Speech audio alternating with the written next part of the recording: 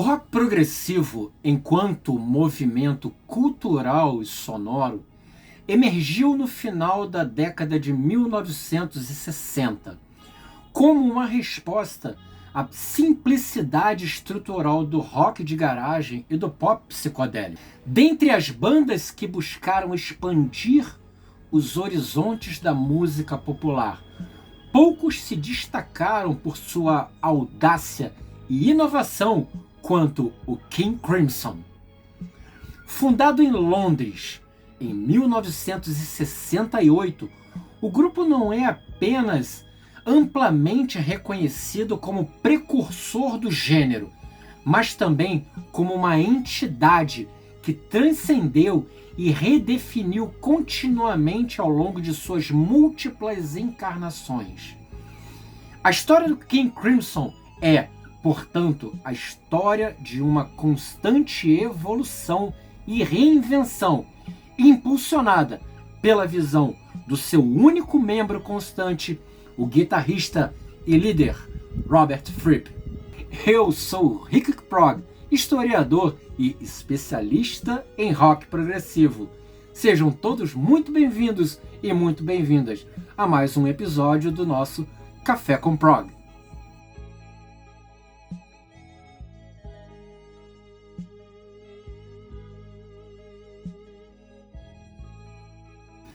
A ideia para o King Crimson surgiu de um projeto anterior, o trio Gilles, Gilles and Fripp, formado pelos irmãos Peter e Michael Gilles e Robert Fripp. Após uma série de ensaios no final de 1968, a banda foi oficialmente formada em 13 de janeiro de 1969, com a adição de Ian MacDonald, Greg Lake e o letrista Peter Sinfield. Essa primeira formação, decisiva para a história do grupo, reuniu uma confluência de talentos e influências. A guitarra virtuosa e o interesse pelo avant-garde de Fripp, os saxofones, flautas e mellotron de MacDonald, oriundo da música clássica e do jazz, a poderosa voz e o baixo de Greg Lake, com raízes no pop e no blues, e a bateria intrincada de Michael Gilles.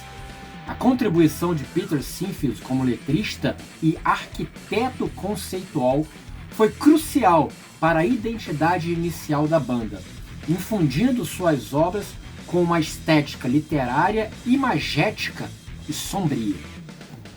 O contexto musical de 1969 era um caldeirão de gêneros em ebulição.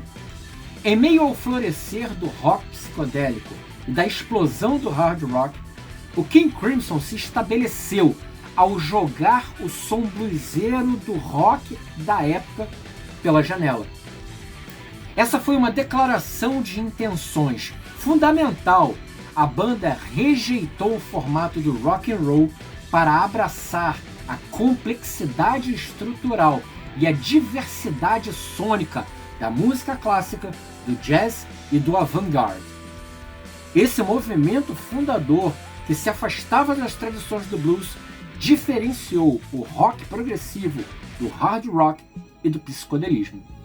Essa nova abordagem culminou com sua obra-prima de estreia, In the Court of Crimson King. Lançado em 10 de outubro de 1969, o álbum é amplamente considerado como o primeiro álbum de rock progressivo verdadeiro. Ele combinou influências de rock com elementos de jazz, música clássica e sinfônica. O disco, com a sua capa icônica e a arte lírica de Peter Sinfield, foi um sucesso comercial e de crítica, catapultando o King Crimson para o cenário musical. O álbum é uma verdadeira jornada sonora. 21st Century Schizoid Man inicia o trabalho com um soco no estômago para os desavisados.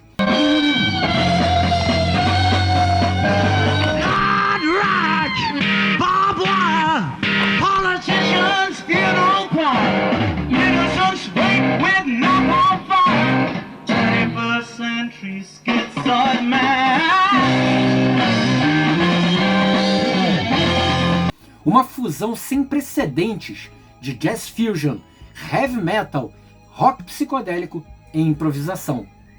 Suas dissonâncias, polirritmos e o vocal abafado e distorcido de Greg Lake criaram uma atmosfera caótica e premonitória, servindo como uma espécie de resumo do que o rock progressivo se tornaria. Outros destaques: a faixa Epitaph will be my epitaph as I crawl a cracked and broken path. Reflete liricamente o desgaste da guerra do Vietnã e suas consequências ao capitalismo, com a figura do rei Carmesim sendo interpretada como um governante mergulhado em sangue em tempos de agitação civil. A faixa título, por sua vez, invoca uma atmosfera medieval e orquestral, onde o mellotron de MacDonald se manifesta como o instrumento dominante.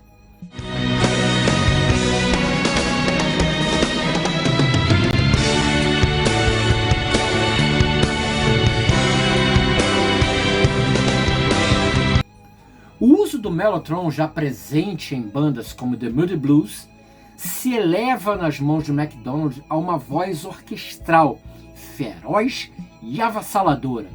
Isso conferiu ao álbum seu som grandioso e sombrio, que se tornaria uma assinatura do gênero. Apesar do sucesso, a primeira formação do King Crimson foi efêmera. As tensões criativas já se desenvolviam durante a turnê. A convivência entre talentos tão distintos, que foi ironicamente o que deu ao álbum seu brilho, mas também foi que levou à sua rápida dissolução. Greg Lake sairia para formar o Emerson, Lake and Palmer, enquanto MacDonald e Gilles partiram para outros projetos. Essa dissolução precoce no auge do sucesso estabeleceu um padrão de instabilidade, onde o gênio criativo coexistia com o caos interno, algo que se tornaria a marca registrada da banda. A desintegração da formação original marcou o início de um período de grande turbulência para o King Crimson. Após a saída de Ian MacDonald e Michael Gilles, Robert Fripp se viu como o único membro constante de uma banda com um culto de seguidores crescente, mas sem um alinhamento estável. Greg Lake permaneceu apenas para gravar o segundo álbum, intitulado In the Wake of Poseidon. Esse período, embora menos aclamado comercialmente, representa uma fase de coragem criativa, no qual a banda tentou evitar a tentação de replicar a fórmula do seu álbum de estreia para seguir um caminho de experimentação. Os álbuns In the Wake of Poseidon, de 1970, e Lizard, também de 1970, foram gravados exatamente durante este período de instabilidade. O primeiro manteve a linha musical do seu antecessor, mas com um impacto comercial bem inferior.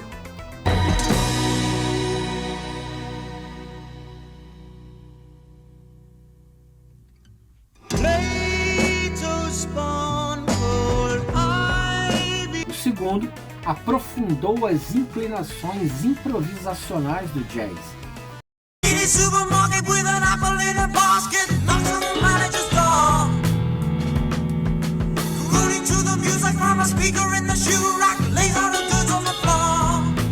A experimentação alcançou seu auge no álbum Island, de 1971, o último álbum a apresentar letras de Peter Sinfield, marcando o fim de uma era. O som do disco, com a participação de Mel Collins em instrumentos de sopro, se expande ainda mais para o jazz rock, com um clima que lembra a trilha sonora de filme de terror em alguns momentos.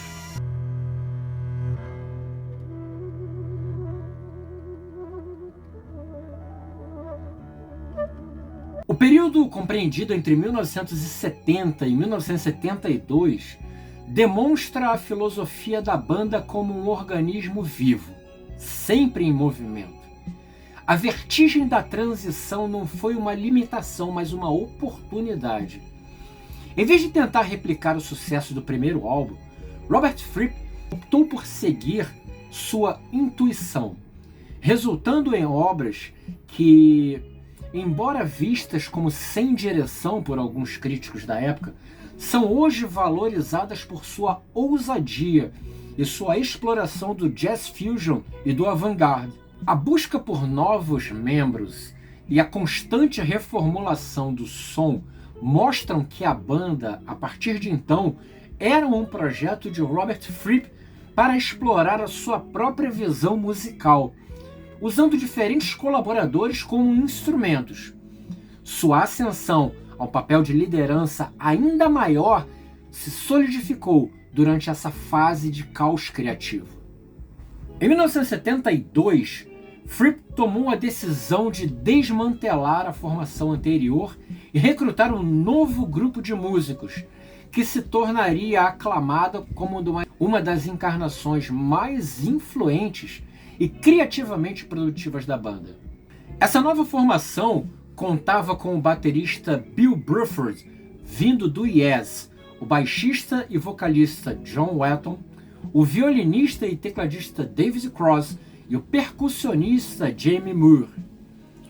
Essa foi uma fase radical de mudança sonora, na qual o grupo se afastou do som sinfônico e do mellotron cêntrico para adotar uma abordagem mais crua, pesada e experimental.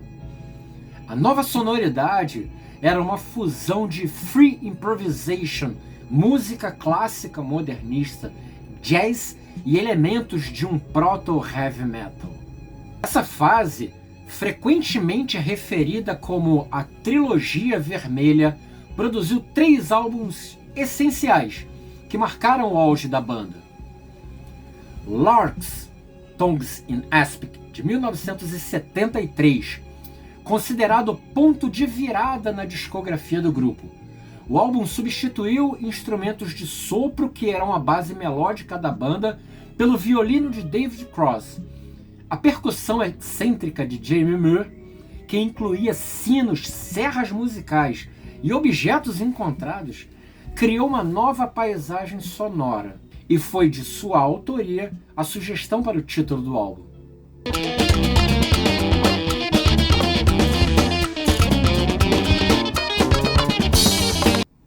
A faixa título é um exemplo da nova abordagem, com a guitarra de Robert Fripp beirando o heavy metal e a percussão de Moore criando uma cacofonia inovadora.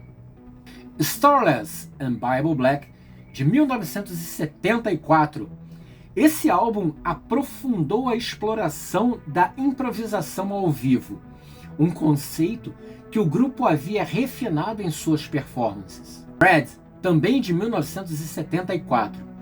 Esse álbum é o ápice e o fim dessa encarnação. Descrito como um dos 50 álbuns mais pesados de todos os tempos pela revista Q, o álbum tem um som notavelmente mais denso e em camadas.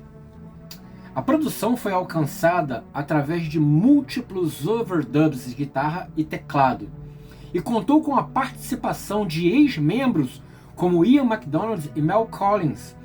O álbum é o auge do trio Bruford, Wetton, Fripp, referido por Fripp como uma parede de tijolos voadora, por sua seção rítmica precisa e incisiva. A dialética entre Fripp, Wetton e Bruford foi extraordinária, mas a fricção criativa e as motivações pessoais de Fripp levaram a uma dissolução no auge, tornando-se uma tragédia artística. O contexto da dissolução da banda é tão notável quanto sua música. Durante as gravações de Red, David Cross deixou o grupo e Fripp, cada vez mais incerto da direção, decidiu abruptamente dissolver a banda em setembro de 1974, semanas após o término das gravações. A banda foi encerrada por Fripp em busca de um ano ou de um período sabático. No abrupto final de sua encarnação de 1974, o King Crimson entrou em um hiato de 7 anos. O cenário musical havia mudado drasticamente, o punk e a new wave haviam surgido e se ramificado com força, dominando o mainstream musical. Em 1981, para a surpresa de muitos, Robert Fripp anunciou o retorno da banda com uma nova e drástica reinvenção sônica.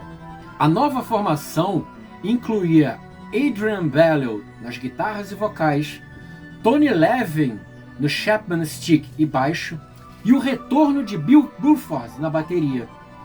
Inicialmente o projeto foi batizado de Discipline, mas Fripp optou por renomeá-lo para King Crimson, após concluir que não havia dúvida de que a banda em questão era o próprio Rei Carmesim.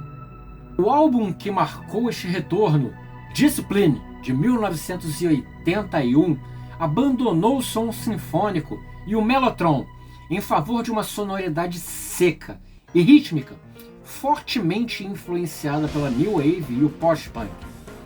O minimalismo e a música de gamelão indonésia.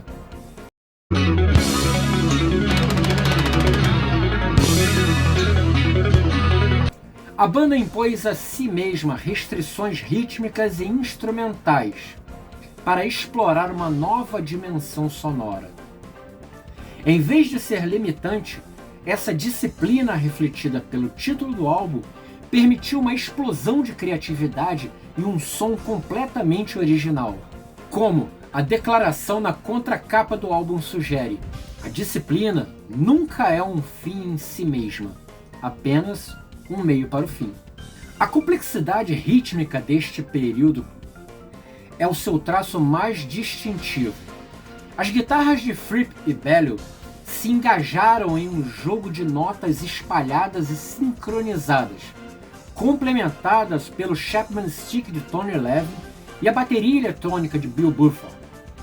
A dualidade Fripp-Belew se tornou o ponto focal da banda.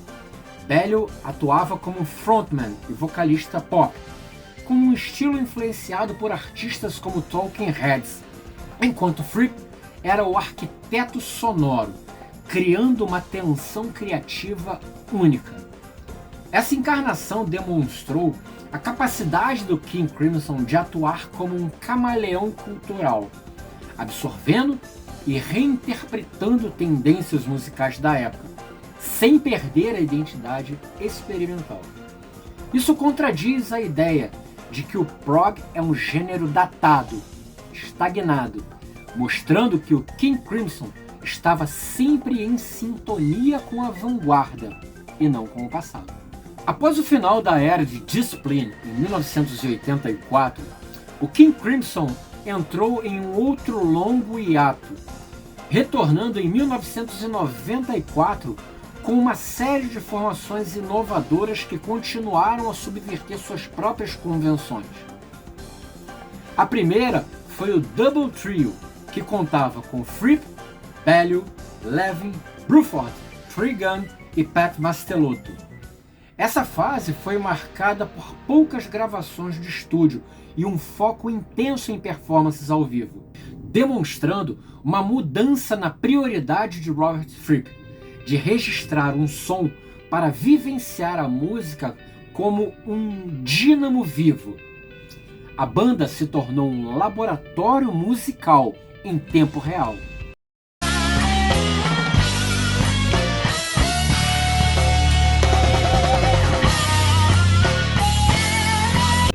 O King Crimson continuou a sua evolução com o Double Trio no início dos anos 2000 e culminando na formação do septeto com 3 bateristas que se apresentou de 2013 a 2021. Essa configuração, que incluía Gavin Harrison, Pat Mastelotto e Bill Rieflin, seguido de Jeremy Stacey, é a culminação de uma obsessão rítmica que começou com a complexidade de Michael Gilles e se aprofundou com o virtuosismo de Bill Bruford. A banda se apresentou com um som denso e intrincado, reinterpretações do seu vasto catálogo e novas peças instrumentais, mostrando que a inovação do King Crimson é um processo cumulativo, construído sobre as fundações de cada era. Após o último show da banda em 2021, Robert Fripp comentou que o King Crimson havia se movido do som para o silêncio, sugerindo uma transição filosófica. No entanto, o legado da banda continua a ser reavaliado e celebrado. O impacto do King Crimson no mundo da música é imenso e multifacetado. Estendendo-se muito além de limites do rock progressivo, a banda é frequentemente referida como o padrinho do prog, e exerceu forte influência sobre contemporâneos como o Yes e o Genesis. Eles ajudaram a definir as convenções do gênero, mas sua recusa em se conformar as quebrou repetidamente, influenciando gerações de artistas em vários gêneros. A sonoridade do King Crimson transcendeu o rótulo de prog, deixou sua marca em outros movimentos musicais. A fusão de heavy rock e a sua complexidade musical estabeleceu as bases para o metal progressivo, com álbuns como Red sendo um dos precursores do gênero. As dissonâncias e colagens sonoras de 21st Century Schizoid Man anteciparam elementos do rock industrial e a música do Nine Inch Nails, por exemplo.